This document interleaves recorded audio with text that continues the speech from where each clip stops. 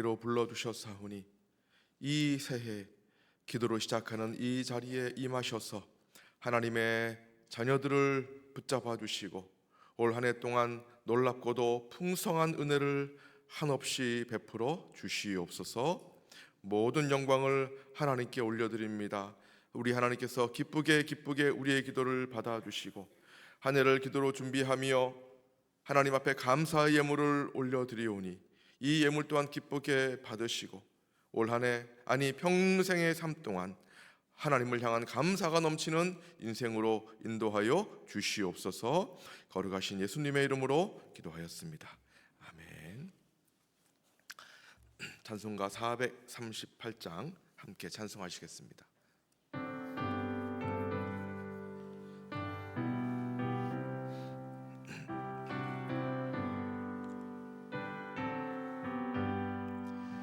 내 영혼이 은총 입어 중한 죄짐 벗고 보니 슬픔 많은 이 세상도 천국으로 와도다. 할렐루야 찬양하세. 내 모든 죄 사함 받고 주 예수와 동행하니 그 어디나 하늘나라. 주의 얼굴 뵙기 전에 멀리 뵈던 하늘나라 내 맘속에 이루어지니 날로 가깝도다. 할렐루야 찬양하세. 내 모든 죄 사함 받고 주 예수와 동행하니 그 어디나 하늘나라.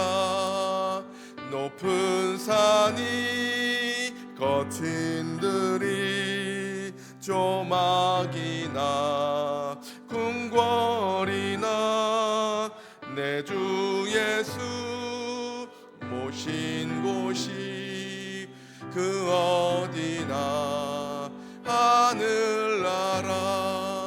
할렐루야 찬양하세.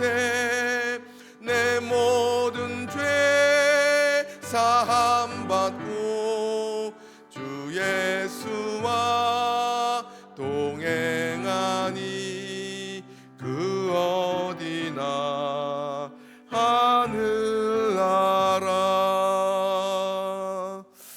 아멘. 하나님 말씀 같이 보겠습니다. 로마서 12장 2절 말씀 우리 한 목소리로 합독하시겠습니다. 시작. 너희는 이 세대를 본받지 말고 오직 마음을 새롭게 함으로 변화를 받아 하나님의 선하시고 기뻐하시고 온전하신 뜻이 무엇인지 분별하도록 하라. 아멘.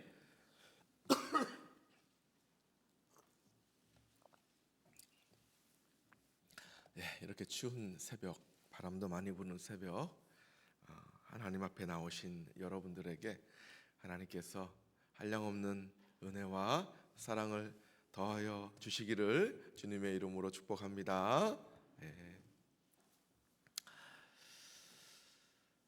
우리가 함께 읽었던 이 로마서 12장 2절은 무엇을 이루었는지 보다 더 중요한 질문을 우리들에게 말해주고 있습니다.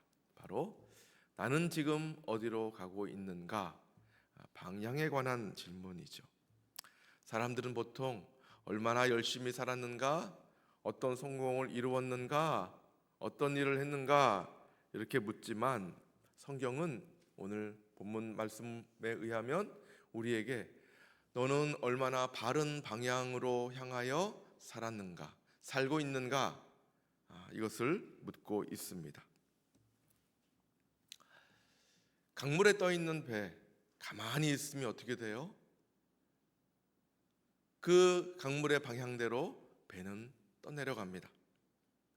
사람도 마찬가지예요. 가만히 있으면 가만히 있는 게 아니고 어디론가 삶이 흘러갑니다. 세상의 물결 속에서 가만히 있으면 세상의 물결대로 흘러갑니다. 문제는 그 흐름이 하나님을 향한 흐름인지 아니면 세상의 방향을 따라 흘러가는 흐름인지, 우리의 삶의 방향은 그렇게 어느 방향을 따라서 흘러간다는 것이죠. 오늘 읽었던 로마서 12장 2절의 말씀은 우리의 삶의 방향을 근본적으로 점검하라는 말씀입니다. 본문이 이렇게 시작하죠. 너희는 이 세대를 본받지 말라. 여기서 본받는다라는 이 말은 형태를 맞춰 끼워 넣다, 틀에 어떤 형태가 있는 틀에 끼워 넣다, 그런 뜻이에요. 그러므로 너희는 이 세대를 본받지 말라라고 하는 것은 이 세대, 세상이라고 말하지 않고 세대라고 말하잖아요. 이 세대, 이 세대의 가치, 이 세대의 방향, 이 세대의 사람들이 생각하는 어떤 그 인생관, 여기에 너를 끼워 넣지 말라, 그런 뜻이에요. 다시 말해, 내가 의식하지 못하는 사이에 이 세상의 모양에 내 삶을 끼워 맞추는 것이죠. 세상이 어떻게 말합니까? 야, 이 정도는 타협하며 살아야 되지 않겠냐? 이 정도는 다 그렇게 하고 산다. 너 너무 유별나게 사는 거 아닙니까? 우리들에게 이렇게 말하지 않아요. 그죠? 자, 근데 더 심각한 건 뭐냐면, 어떨 때는 우리에게 아주 노골적으로 대놓고 우리를 유혹하기도 하지만, 세상은 대단히 교활하고 지혜롭기 때문에 하나님의 자녀들을 대놓고 유혹하지 않습니다. 대부분의 경우. 대부분은 상식과 현실과 합리성이라는 이름을 가지고 우리들을 유혹하죠. 그래서 우리는 자주 눈치채지 못합니다. 모든 사람들이 다 그렇게 살아가니까 이렇게 살아가는 것이 맞다라고 생각하고 살아가는 거죠. 예를 들어 사람들과 대화할 때 하나님은 이 상황에서 어떻게 나에게 말씀하실까? 이렇게 생각하기도 하지만 사실 더 자주 내가 손해보지 않으려면 어떻게 해야 할까? 이거를 먼저 생각하지 않습니까? 직장을 선택할 때, 인간관계를 맺을 때, 시간을 사용할 때도 기준은 어떻게 하면 하나님께서 더 기뻐하실까, 영광을 받으실까 보다는 대개는 효율과 성공과 인정이 그 사람의 선택과 판단의 기준이 될 때가 있습니다. 어느새 우리도 하나님 없이도 잘 살 수 있다는 길을 아주 당연히 여기고, 하나님 말씀을 따라 사는 길은 대단히 비현실적인 길이라고 여깁니다. 하나님 말씀대로 직장 생활하고 하나님 말씀대로 사업하고 영업을 하면, 인간관계를 맺으면 나는 손해를 보게 될 거야. 사람들이 나를 어리석다 말할지도 몰라. 무시당할지도 몰라. 이런 생각들을 한다는 것이죠. 자, 이렇게 세상은 우리에게 강요하지 않고도 우리를 조용히 세상의 틀에 길들이고 있다는 거죠. 아무도 세상을 따라 살라 말하지 않아도 우리는 이미 세상에 익숙해져 있고 세상의 언어로 말하고 세상의 기준으로 판단을 하며 살고 있습니다. 바로 이것이 이 세대에 보이지 않는, 우리가 눈치채지 못하는 또 다른 본질이죠. 단순한 문화나 유행이 아니라 하나님 없이 결정하고 하나님을 고려하지 않는 삶의 방식, 바로 이것이 이 세대가 가진 가장 깊은 유혹이라는 겁니다. 그러므로 이 세대란 단순한 문화나 분위기가 아니에요. 이 세대가 갖고 있는 본질적인 사고방식은 무엇이냐? 하나님이 없는 거예요. 하나님 잠시 잊고서 판단하고 선택하고 결정하도록 하는 거죠. 하나님 없는 그 자리에 성공과 효율과 인정과 안정과 편안함이 있습니다. 하나님을 고려하지 않고 결정하는 삶, 하나님 뜻보다는 나의 유익을 먼저 계산하는 태도, 성공, 편안함, 인정받음을 최우선으로 삼는 기준. 그래서 세상은 늘 우리에게 겉모양을 요구하죠. 보여주는 게 중요하다, 남들보다 앞서야 한다, 손해보지 말라. 이게 다 겉모습이잖아요. 근데 하나님께서 우리에게 요구하시는 것은요, 겉모습이 아닙니다. 방향을 바꾸라고 말씀하시는 거죠. 방향.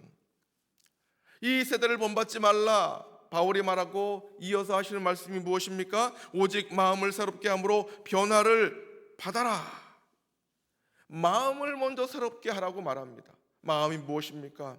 우리의 인생의 근본을 결정할 수 있는 데가 아니에요. 생명의 근원이 마음에서 나오지 않아요?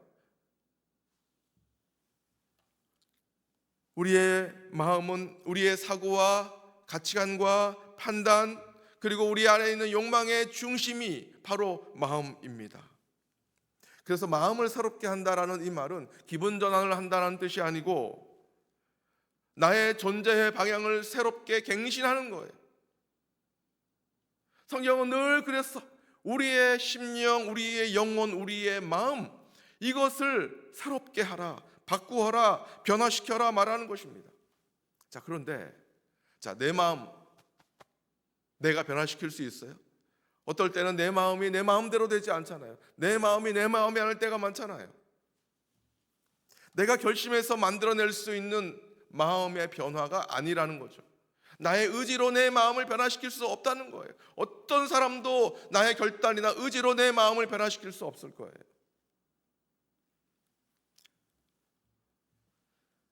마음을 새롭게 하라고 하는 이 말씀에는 너의 힘으로는 할 수 없으니 성령께서 말씀을 통해 너의 마음의 변화를 일으키게 하라는 또 다른 메시지가 담겨 있는 겁니다.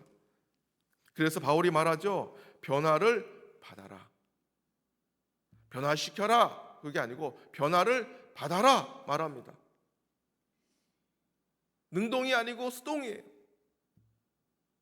성령께서 내 안에 일으키시는 그 변화에 순종하고 그 변화를 이제는 받아들여라. 우리가 변화를 만들어내는 것이 아니라 하나님께서 일으키시는 변화를 이제는 너의 마음 가운데 받아들이라는 겁니다. 이 변화라는 이 단어가 어디에 또 한번 사용이 되냐면 예수님께서 변화산에 올라가 영광스럽게 변모되셨을 때 베드로가 예수님의 모습을 보고 깜짝 놀라잖아요.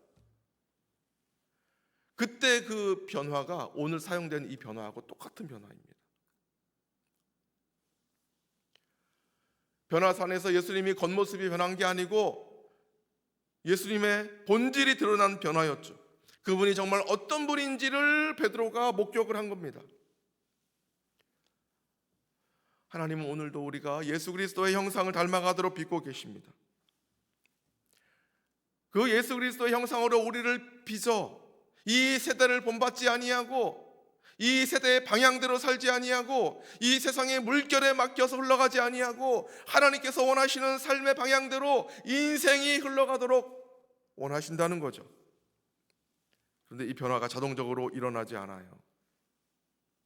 자동적으로 일어나지 않아요. 그럼 어떻게 일어납니까? 말씀이 가까워질 때, 기도의 자리에 머물 때, 이처럼 새벽을 깨워 하나님 앞에 나올 때, 하나님과 연결되고 하나님과 통할 수 있는 자리, 말씀과 기도의 자리를 통하여 성령께서 나를 변화시키지 않으면 나는 변화되지 않습니다. 그러나 이렇게 말씀이, 기도가 나의 삶과 가까워질 때 마음의 방향이 바뀌고 삶의 선택이 달라지기 시작한다는 거죠. 이렇게 마음의 방향이 바뀌어지고 이 세대를 본받기보다는 말씀과 기도와 성령의 역사와 능력을 통해서 하나님께서 하나님의 형상으로 빚어가시는 그 흐름대로 삶의 방향이 전환이 된다면 우리의 삶은, 올 한 해 우리의 삶은 저는 분명히 달라질 것이라고 확신합니다. 바울이 우리에게 그렇게 삶의 방향을 바꾸라고 말한 이후에 이렇게 말해요. 하나님의 선하시고 기뻐하시고 온전하신 뜻이 무엇인지 분별하도록 하라. 마음이 바뀌지 않은 채 하나님의 뜻을 분별해라 말하지 않아요. 바뀌지 않은 마음은 하나님의 뜻을 분별할 수가 없어요. 설령 분별한다 하더라도 그 하나님의 선하신 뜻에 순종할 의지조차 생겨나지 않습니다. 그래서 바울이 말해요. 마음을 새롭게 하여 변화를 받는다면 하나님의 선하시고 기뻐하시고 온전하신 뜻이 무엇인지 분별할 수 있을 것이다. 그렇게 변화된 사람에게 하나님의 뜻은 멀리 있는 게 아니다. 너의 마음이 변화가 되고 마음의 방향이 전환이 되면 일상의 선택 속에서 점점점 분명해지는 것은 바로 너의 삶의 방향이 될 것이다.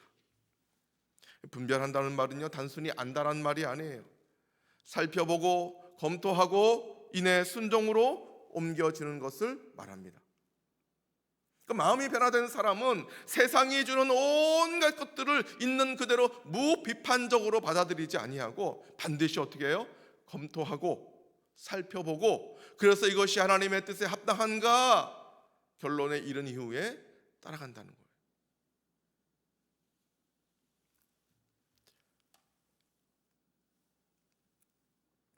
하나님의 뜻, 그것은 우리가 올 한 해 가장 걸어가야 할 옳은 길일 뿐만 아니라 가장 안전한 길이고 가장 열매 맺는 길이라고 믿습니다. 세상은 언제나 우리에게 속도를 강조합니다. 빨리 성공해야 되고 빨리 성취해야 되고 빨리 무언가 얻어야 된다고 말해요. 그러나 하나님은 늘 우리에게 방향을 말씀하십니다. 세상은 속도를 약속하지만 우리의 삶의 방향을 잃게 해요. 세상은 우리에게 성공을 보여주지만 우리의 영혼을 병들게 합니다. 그러나 하나님의 뜻은 때로는 더디 보이고 때로는 하나님의 인도함이 너무너무 천천히 우리를 인도하기 때문에 이게 주의 뜻이 맞나? 라는 생각을 할 때도 있어요. 그러나 우리가 믿음을 가지고 주의 뜻을 따라 하루하루 걷다 보면 하나님께서 반드시 우리를 생명의 길로, 회복의 길로, 또 다른 새로운 길로 인도해 주실 줄로 믿습니다. 그래서 하나님의 뜻은 언제나 선해요. 선해요. 우리를 무너뜨리거나 소진시키는 길이 아니라 우리를 회복시키시고 살리는 길입니다. 또 하나님의 뜻은 우리에게 기쁨이 될 것입니다. 우리가 그 뜻에 순종할 때 하나님은 우리를 통해 일하시고 또 우리를 향하여 그 기쁨을 감추지 못할 겁니다.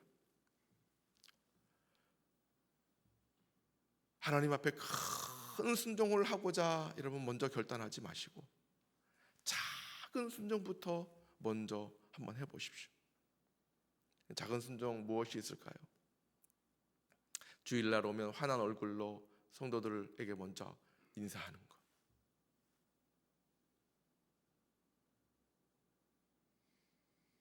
세상에서 일할 때 사람들을 만날 때 친절한 말로 대하는 것. 아주 작은 것부터 하나님 앞에 순종해 나아가는 거죠. 여러분, 주의 말씀을 따라 하는 이 작은 순종이 하나님에게는 얼마나 큰 기쁨이 되는지, 하나님은 그런 것들을 기뻐하신다는 거죠. 또한 하나님의 뜻은 어떻습니까? 온전해요. 지금은 내가 하나님의 뜻이 잘 이해되지 않아요. 왜 이런 일들이 나에게 일어나는지 모르겠습니다. 그러나 내가 지나온 인생의 시간을 돌아보면 그 혼란스러웠던 그 길, 그러나 은혜를 붙잡고 하나님의 말씀을 붙잡고 걸어왔던 그 길, 혼란스러웠던 길이 뒤돌아보면 뭐예요? 가장 정확한 길이었구나. 우리가 이것을 깨닫습니다. 그래서 하나님의 뜻은 항상 부족함이 없이 완전하고 우리의 삶을 가장 아름답게 완성하는 능력이 되기도 합니다. 사랑하는 성도 여러분, 오늘뿐만 아니라 올 한 해도 우리는 수많은 선택 앞에 서게 될 것입니다. 그때마다 나 자신에게 이렇게 한번 물어보십시오. 이 길은 하나님의 뜻에 합당한 길인가? 이 길은 하나님의 뜻에 온전한 길인가? 그리고 주의 뜻을 묻고 잠잠히 그분의 음성이 들려질 때까지 기다려 보십시오. 그 기다림이 방향을 지켜주는 나침판이 되고 그 분별이 나의 하루를 지켜주는 울타리가 될 겁니다. 세상의 선택은 늘 빠른 결과를 우리에게 약속하지만 하나님의 뜻은 끝까지 책임지는 길입니다. 세상은 우리를 끝까지 책임져 주지 않아요. 그러나 하나님은 우리의 인생을 끝까지 책임져 주실 뿐만 아니라 우리가 혹 실패하거나 넘어져도 다시 그 자리에 일어나 시작할 수 있는 은혜와 용기를 주십니다. 그러나 세상은요, 한 번 실패하면 낙오자로 우리를 그렇게 부릅니다.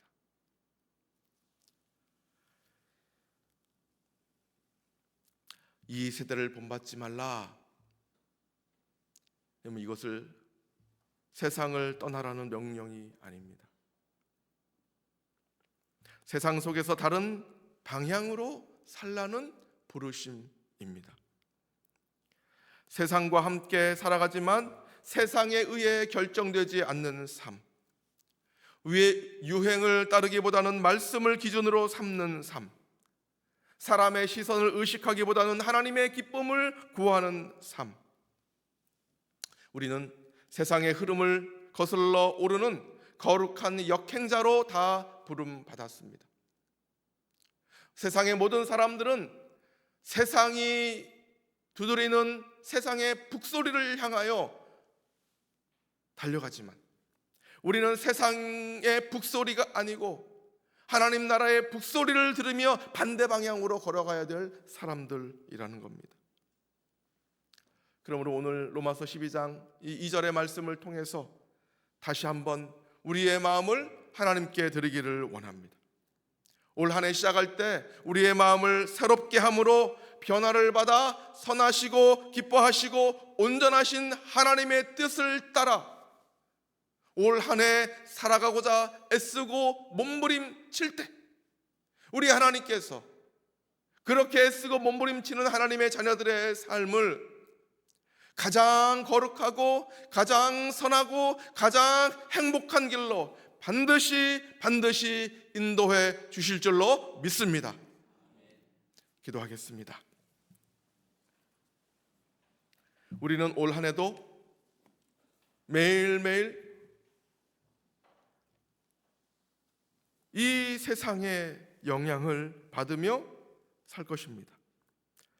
그러나 주님이 오늘 말씀하셨어요. 너희는 이 세대를 본받지 말고 마음을 새롭게 하여 변화를 받아 하나님의 선하시고 기뻐하시고 온전하신 뜻이 무엇인지 분별하도록 하라. 사랑하는 성도 여러분, 우리가 기도할 때 하나님, 그렇습니다. 내 마음을 하나님께 올려드립니다. 세상을 본받고 세상을 따라가는 마음이 아니고 세상의 틀에 끼워 맞추는 나의 마음이 아니고 하나님의 말씀에 끼워 맞추는 하나님의 말씀에 합당한 나의 마음과 영혼과 심령이 되게 하여 주옵소서.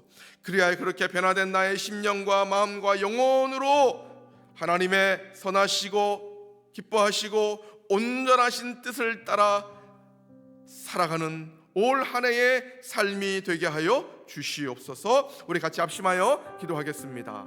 살아계신 하나님 아버지, 정말 이 세상에 끊임없는 유혹이 있습니다.